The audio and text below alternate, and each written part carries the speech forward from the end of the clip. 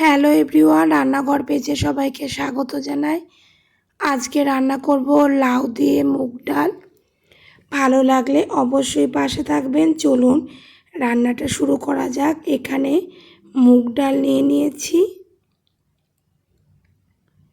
নিয়েছি ছোট ছোট টুকরো করে কেটে রাখা লাউ।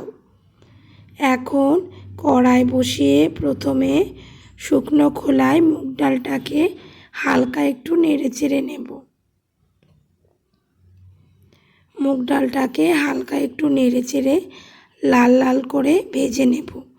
মুগ ডাল ভেজে রান্না করলে ডালের স্বাদ অনেকটাই ভালো হয়।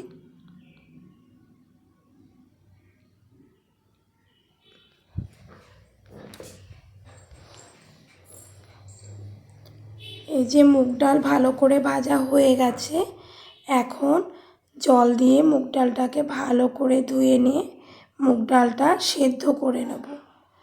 পরিমাণ মতো জল দিয়ে দিয়েছি। এখন এর মধ্যে দিয়ে দেব ছোট ছোট টুকরো করে রাখা লাউগুলোকেও। লাউ আর মুগ ডাল একসাথেই সেদ্ধ করব।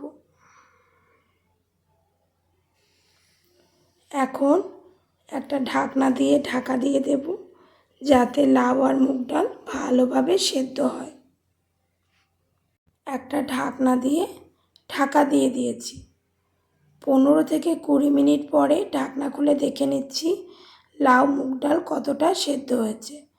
দেখুন লাউ আর মুগ ডাল ভালোভাবে সেদ্ধ হয়ে গেছে। এখন স্বাদ মতো লবণ আর পরিমাণ মতো হলুদ দিয়ে ভালোভাবে নেড়ে নিচ্ছি, যাতে কড়াইয়ের গায়ে লেগে না যায়।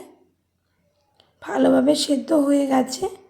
এখন কড়াইয়ে দিয়ে দিচ্ছি সর্ষের তেল, দিয়ে দিলাম গোটা জিরে, 5 ফোড়ন, শুকনো লঙ্কা ফোড়ন দিয়ে দিলাম। এখন সেদ্ধ করে রাখা লাউ মুগ ডালটাকে দিয়ে দিচ্ছি। পরিমাণ মতো জল দিয়ে দিলাম। 10 থেকে 15 মিনিট ভালোভাবে ফুটিয়ে নেব।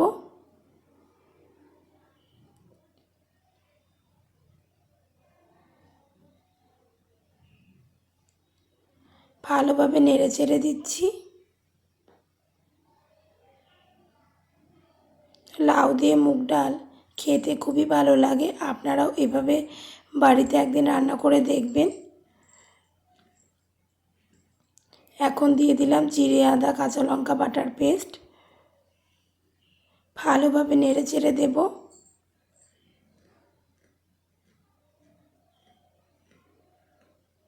এইভাবে 5 থেকে 7 মিনিট ভালোভাবে ফুটিয়ে নেব।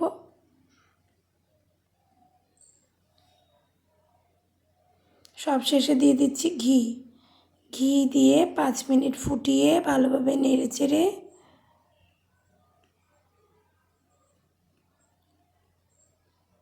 তৈরি হয়ে গেল লাউ দিয়ে মুগের ডাল।